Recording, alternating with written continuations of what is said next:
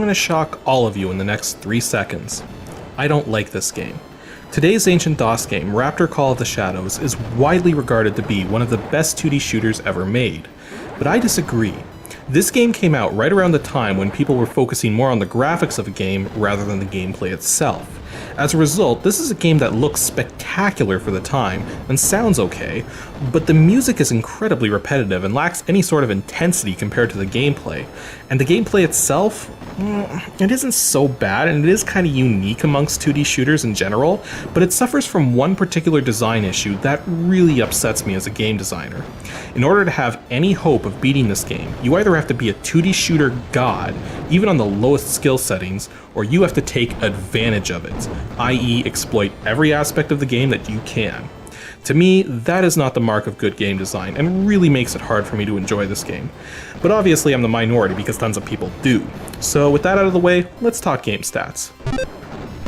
Raptor Call of the Shadows was created by Cygnus Studios and originally published by ADG in 1994, though there was a release by WizardWorks in 1995 as well. It's a one-player vertical 2D shooter with support for VGA 320x200 256 color graphics and multiple sound cards. There isn't any one sound mode that trumps the others, so choose whichever one works the best for you. I generally choose the Sound Blaster support. As for its current release date, it's still shareware, and there's a couple ways you can obtain the full game. If you want the original DOS game, you can get it from the 3D Realms website at www.3drealms.com, though there's also a 2010 edition made to run on Windows, though from what I understand, it's barely changed anything from the original. It touts updated graphics, but really, it just looks like they applied an upscaling filter to everything.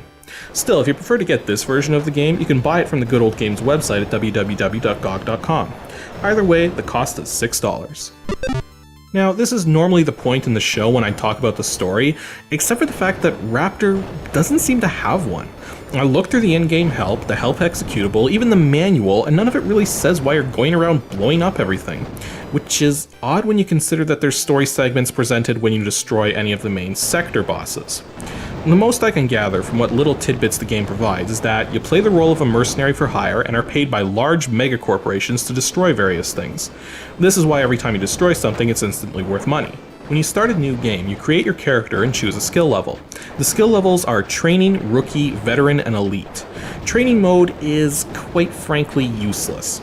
It's basically a slightly easier rookie mode that only allows you to play up to the 4th wave of any of the sectors, and once you beat one of the 4th waves, you're essentially forced to restart the game on rookie skill with none of your progress intact. So yeah, training mode is entirely pointless. Well, speaking of the level progression, it's a bit screwed up in this game. There's 3 sectors you can fly through: Bravo Sector, Tango Sector, and the Outer Regions. Each sector is comprised of 9 waves, with the boss of the final wave being worth tremendous amounts of money.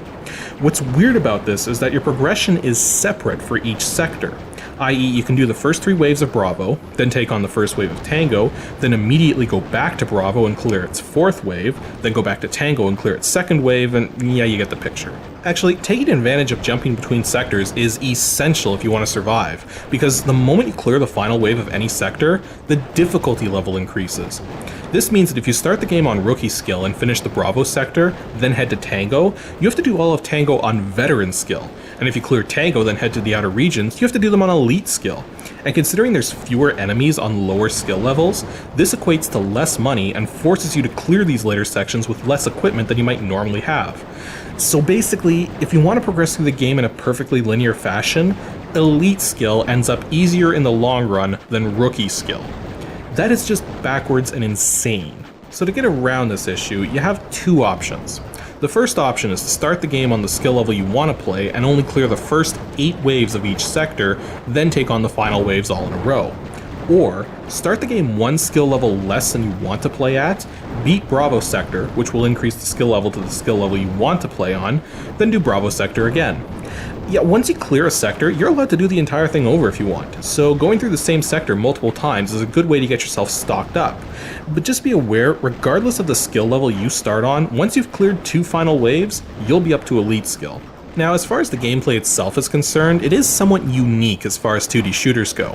Unlike most 2D shooters where everything dies really quickly and tends to shoot slow-moving shots aimed right at you, most of the enemies in this game shoot large volleys of fast-moving shots straight forwards, and absolutely nothing dies in one hit, especially considering your main weapon of choice is a highly rapid-fire chain gun.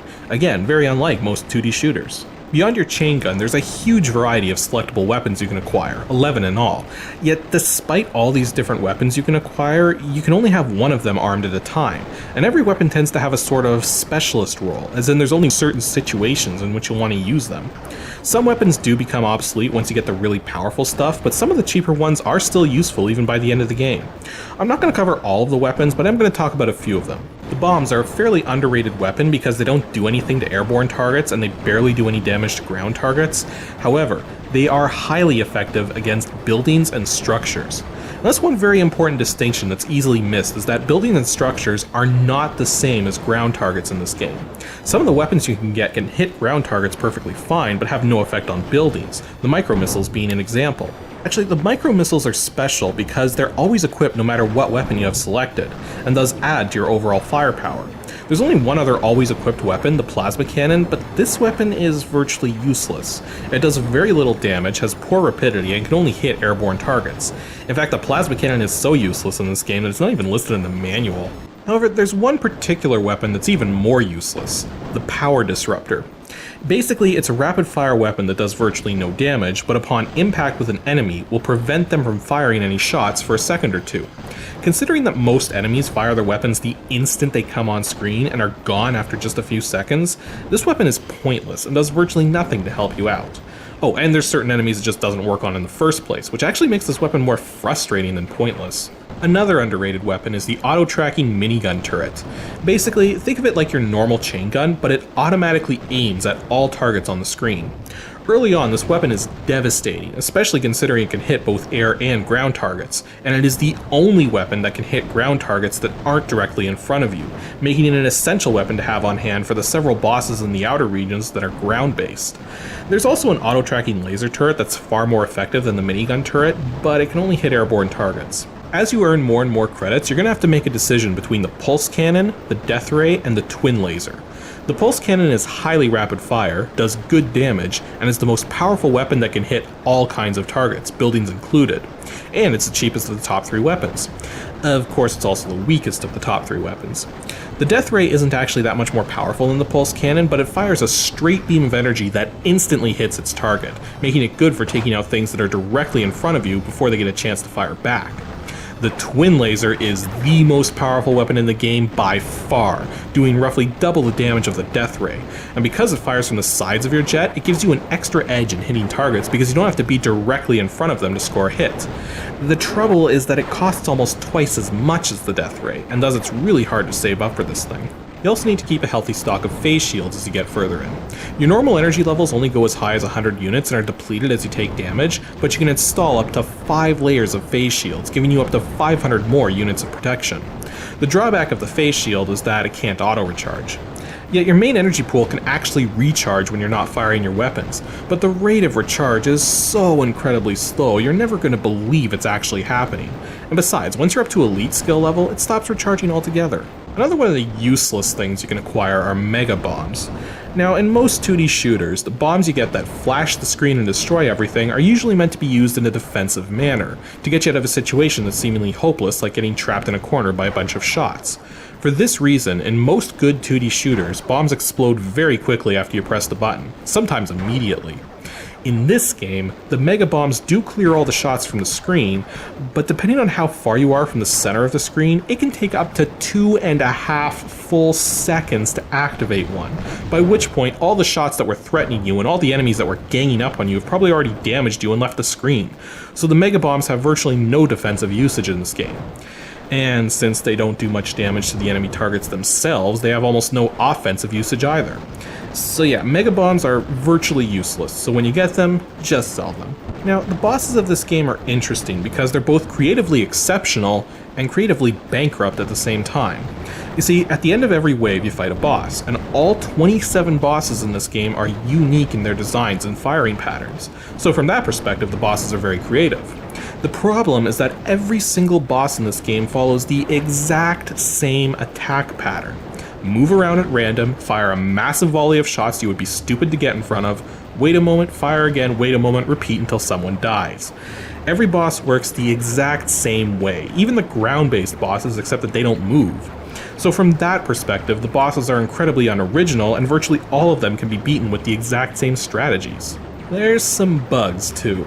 For instance, there's a bug that prevents you from selling your phase shields under various circumstances, and there's also a bug where if you buy the ion scanner that lets you see the energy levels of the bosses, then sell it at some point to help pay for something, then try to buy it back even later on in the game, it won't let you for some bizarre reason, meaning you'll have to spend the rest of the game without it. The hit detection is also not perfect, especially for yourself, as the hitbox for your jet is, well, it's the wrong shape. You can graze things with the front and back of your jet without taking damage, but if something tries to hit you from the sides, it can actually make contact early. And considering how most of the enemies fire shots that go straight down towards the bottom of the screen, you're going to find yourself clipping the sides of shots frequently as you try to fly between them. There's also one other thing you can do, which, well, I'm not quite sure if it's a bug or intentional, but it's another thing you can exploit to get yourself better equipped for the later missions. Basically, if you abort a mission in progress and head back to base, you lose any of the money you acquired during the mission, but all changes to your equipment and energy are permanent. All energy you lost stays lost, but any pieces of equipment you picked up stay with you, meaning you can sell them off, do the mission again to get another one, abort, sell, repeat as desired. So yeah, being both a game designer and a fan of 2D shooters, this game is disappointing to me because so many people love this game, yet it has all these design flaws, which, if they were ironed out, would make the game a million times better. And yet the average person doesn't even realize these issues are present, or doesn't see them as issues, thinking it's just done that way for sake of difficulty. Well, by that logic, Teenage Mutant Ninja Turtles on the NES should be one of the best games ever, yet most people would agree it's flawed beyond belief. Well, so is this game, but because of its highly aesthetic nature and the fact that 2D shooters are meant to be tough to begin with, most people don't see it that way. And really, as much as I personally don't like this game, I can at least understand why so many people do. Besides, if you're a fan of 2D shooters, it's still worth a look, because you're far more likely to enjoy this game than I do, and even I have to admit, it has some good points and could be a lot worse than it actually is. Setting this game up in DOSBox is pretty simple. Just set a cycles count to 15,000 and you're good to go. The max setting works well enough, but not perfectly, so a fixed cycles count is preferred. There's also joystick and mouse support, but I recommend sticking with the keyboard because the mouse and joystick controls are very floaty and likely to get you killed more often than not. Anywho, that's all for the 60th episode of Ancient DOS Games. Next week's a filler episode, so if there's anything in particular you'd like me to talk about, send your suggestions to adg@pixelships.com. Once again, many thanks to all of you for watching, for sending in your suggestions and comments, and for spreading the word about ADG. Keep it up, guys, because it's only another 40 episodes before we break 100.